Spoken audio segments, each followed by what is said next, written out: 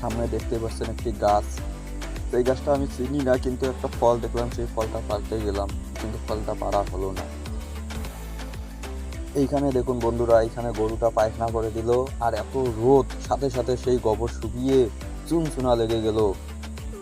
তো বন্ধুরা, আমি বেশিক্ষণ থাকতে পারবো না, খুব রোদ, গরম, প্রচন্ড গরম, আজকে এত গরম কি বলবো। এখানে খোলা ময়দান, আমি লোকেশনও চিনি না, তাই আমি তাড়াতাড়ি এখান থেকে উঠে যাচ্ছি।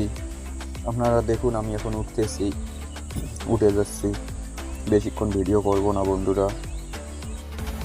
আমি আবার গাড়িতে উঠলাম, গাড়িতে উঠে যাচ্ছি, কেননা খুব আমার খিদে পেয়েছে, খাইতে যাব।